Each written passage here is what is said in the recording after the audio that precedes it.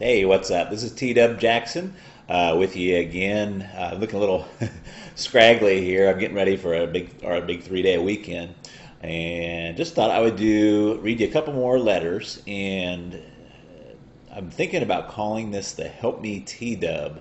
Kind of like the Dear Abby, or I thought about Dear T-Dub. I thought let's be original. And most of the questions that I get through email or in the letters is usually the subject is something to do with Help Me T-Dub, something along those lines. So let's read a couple letters. Let's read some good ones first, because I don't want this to be about all bad news all the time. This one, he's got a very original first name, so I'm not going to read his first name. But it says, I wanted to write and say thank you for the audiobook.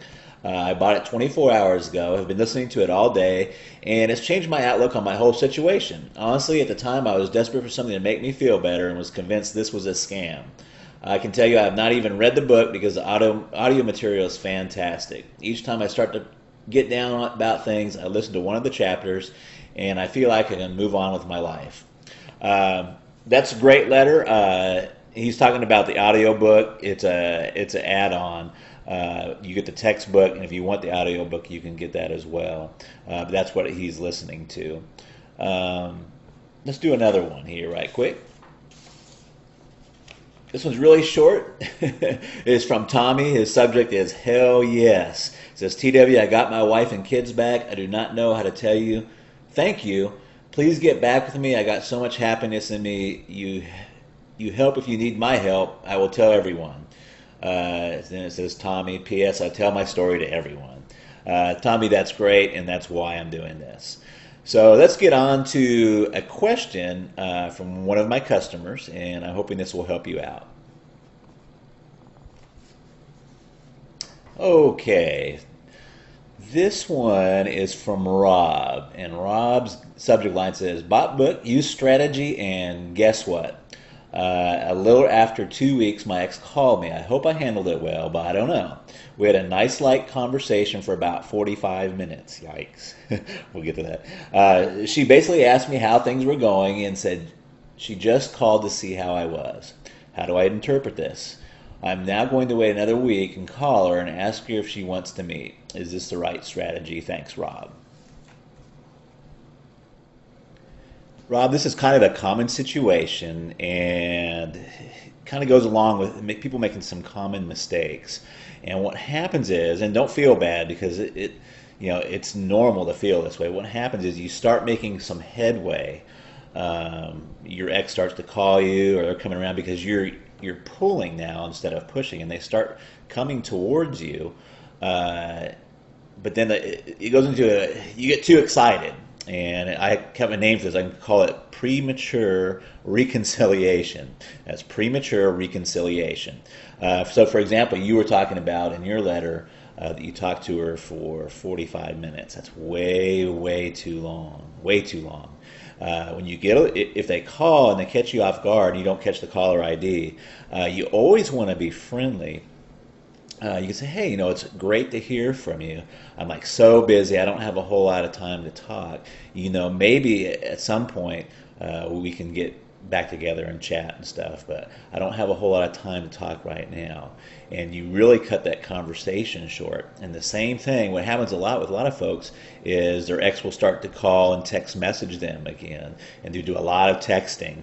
And let me tell you, see these two things right here? I don't know if I got this up here so you can see it or not. These two things right here, your two thumbs, those are the two body parts that can really destroy your chances of getting your ex back. Okay? Don't text, especially in that period where we are trying to work and attract them back. Don't be using that text message. That will just destroy your chances. What you want to do and what your attitude wants to be, and again, it's not all about just what you say and the words. It's got to come from the inside and the attitude. But you want to be at a point where you're saying, hey, I'm taking some time for myself. I agree with the breakup, and let's just get some space. And I love hearing from you. It's great to hear from you, but let's take some time, and then we can talk. Okay? Does that make sense? Let me give you another example. Okay, here's a perfect example of what I'm calling the premature reconciliation. And I don't have the email in front of me, but I remember it very well, and it's all too common situation. But this was from a customer, and she got too excited. She started to make some headway and make some progress, and her boyfriend called her one night all sad and depressed, and she wrote me, and the reason she was writing me, she said, your system was really working for me. And he called me one night and he was depressed and he said he missed me. So I dropped everything and I ran over, and I remember her exact words. He said, I ran over there and I professed my undying love to him. And I think, and she didn't come out and say this, but I think they slept together that night. Because when she was writing me, she said that he went cold the next day and basically said, last night was a mistake and we should stay broken up, so on and so forth. And that's why by him saying that last night was a mistake, I really think they slept together. So what should she have done? What should she have said? It would have went a lot better if she would just said, hey, it's so great to hear from you, and gosh, I'm sorry you're going through such a tough time. But at this point, I'm just not ready to see you or do anything like that. But hey, why don't you give me a call in a week or two, and maybe we can get together and go have some coffee or something.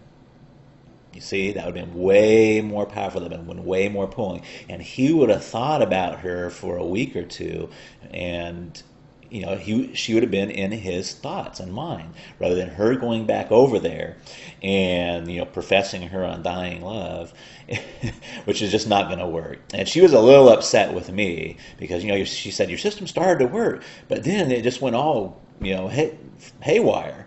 Well, and I just told her, he said, darling, where in the system does it say to run over there and profess your undying love? It really doesn't say that anywhere in the system. And she knew I was right, and we emailed back and forth. And I think we did get her straightened around there. But you want to really be careful that you don't get too excited.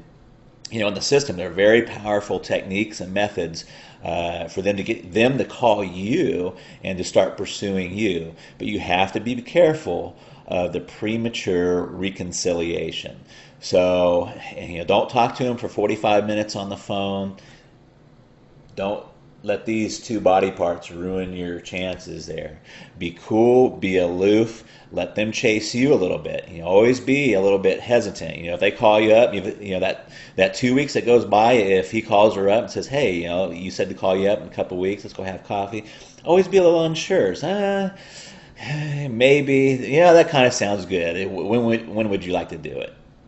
Don't just be rushing in there. Women are better at this than men are. But, don't get too excited.